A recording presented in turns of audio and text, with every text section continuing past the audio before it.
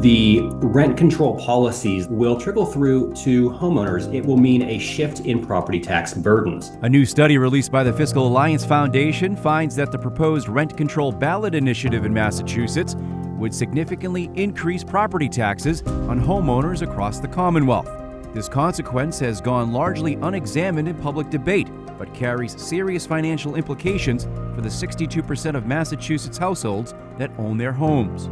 Tax policy expert Jared Walczak, who teamed up with the Foundation for a Prop 2.5 study, explains his findings on rent control. So this new study looks at perhaps an unexpected consequence of rent control. For many homeowners, it's easy to think this isn't about me, that whatever else this does, it doesn't really affect a homeowner. But that's not true. It will mean a shift in property tax burdens. Homeowners will pay more. In fact, we estimate that the median single-family home would see a $312 per year tax increase under rent control. In some jurisdictions, it will be far higher than that. In some cities, you'll see significant tax increases. Now, this may seem counterintuitive, but it's worth walking through the mechanism.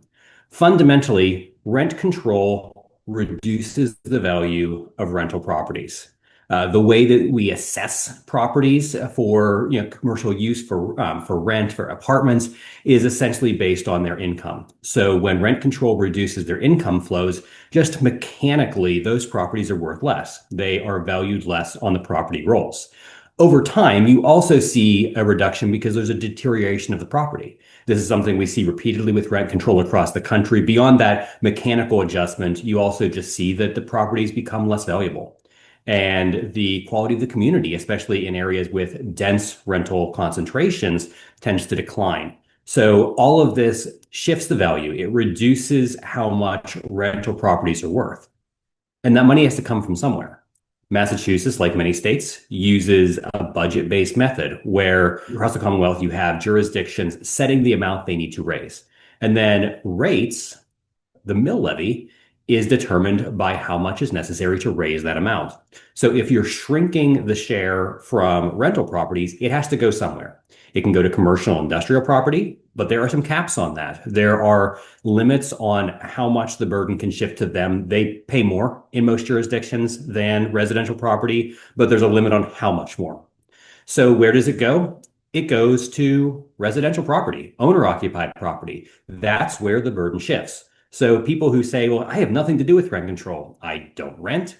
I don't rent out my house. I just live in it. I have my own house. Well, they're paying more. And then over time, you also see changes in the overall composition of the housing market. You see reduced housing affordability and availability. Those are long-term consequences that also put a squeeze and change the property tax burden because it affects the value of the remaining real estate.